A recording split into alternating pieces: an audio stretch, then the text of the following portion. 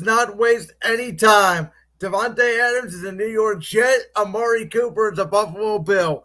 Josh, I'm going right to you. Let's get your reaction. I mean,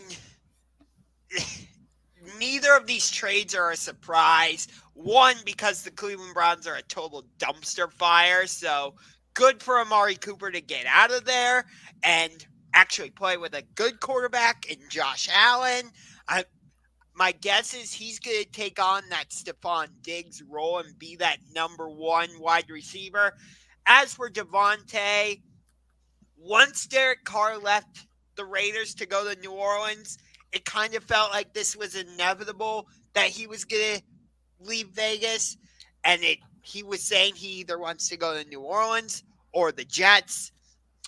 Makes sense. Both trades make sense. Jalen, let's go to you.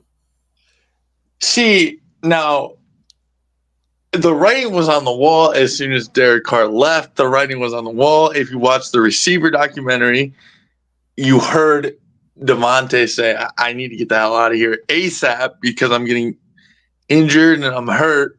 And this is the most injured I've been in my entire career. But for the Browns, the writing was also on the wall. I mean, he didn't want to be here. Who would want to be here right now? I feel like anyone in their right mind would want out of Cleveland. I even think our own fans want out of Cleveland because I sure do, and I'm a Lions fan. So this begs my question: Is Myles Garrett going to be a Detroit Lion or what? So, we'll get to this later because Aiden Hutchinson suffered a season-ending injury, but Myles Garrett is a partial owner of the Cleveland Cavaliers. My friend pointed that out to me earlier. So I don't think that's going to happen. But it's interesting you brought that up because I put out that exact idea in my giant group text earlier. So maybe I you think, and I are more I similar than think you think, Jalen. the Lions would have to give up. And again, it's completely off topic, but since you brought it up, I'll address it. I think the Lions would have to give up a two first, at least for Garrett. I would think. You know, That's why I think you go get Crosby, right?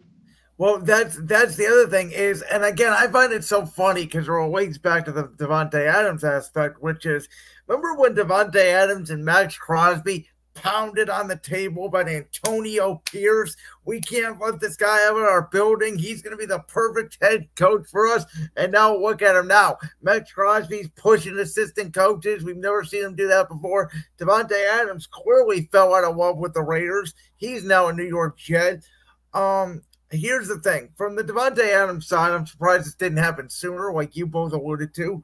Aaron Rodgers and the New York Jets are now basically the Green Bay Jets.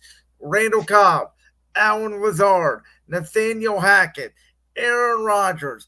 I mean, you name them, they're with the Jets. All of Aaron's buddies that are allowed to be with the Jets are with the Jets. The firing of Robert Sala, which we were not in the air for last week due to prior commitments with baseball, and Josh was working the Cavs preseason game last week. That was all orchestrated, obviously, by Aaron. They even stripped Nathaniel Hackett of play calling, but the Jets are Aaron Rodgers' franchise now.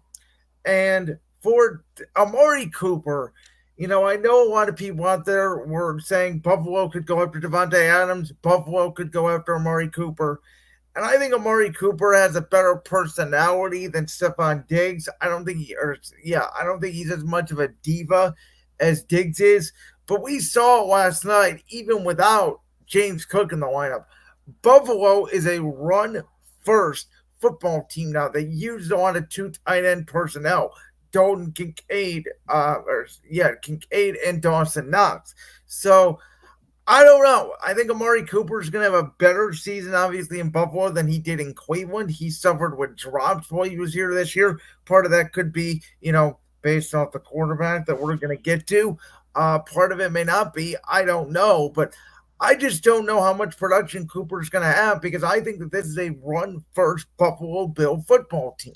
So when I look at the Bills situation, I think I feel like they've got this division kind of locked up. I know that the Jets are still somewhat in the picture, but it feels like, from my perspective, the the Bills are viewing this as we've got the division locked up already because the Patriots aren't going to be a threat. The Dolphins clearly aren't going to be a threat. And I think it's more likely the Jets end up as a wild card team. So the Bills, I think, are making this move because they want to try and hang with the Chiefs, the Ravens, the Texans. It almost feels like Buffalo thought that after all the chaos they went through this offseason, Stephon Diggs and losing all their various defensive pieces, it almost felt like Buffalo viewed the season as a rebuild year. And then they saw how well they were playing. They're like, oh, nope, we're still one of the top teams. So I think that's why they made this move to get Amari Cooper. And at least they view him as a number one wide receiver. I don't view him as a number one. That's just my perspective. I think he's a number one average team. He's a solid two. He won't be your number one guy. He's going to be there to get Josh Allen out of situations, big situations. Maybe if I'm the Bills, this is my year. This is it. This is all or nothing. This is getting over the hump for me because how much longer can Josh Allen be a top 5 quarterback without a ring on his finger? I mean, you could ask the same question about Lamar Jackson. I am. I'm very much questioning Lamar Jackson. I am giving Lamar Jackson criticism week by week. I don't care how good he is skill wise. I think, as a lot of people don't say, oh, rings don't matter as much. No, they matter. In the grand scheme of things, they matter because if you have a ring and you're a quarterback, that means you led your team to the promised land. You did that. It was because of you. You played a major factor in that. And I'm putting a lot of guys under that threshold. And Lamar Jackson is one of them. Josh Allen has been one of them for the last 4 years. I mean, for goodness sake, how long could Stephon Diggs stand on that field? We've all seen that meme where he's just standing there watching the Chiefs celebrate year after year. If I'm Diggs, how much longer can I stand that? You can't stand.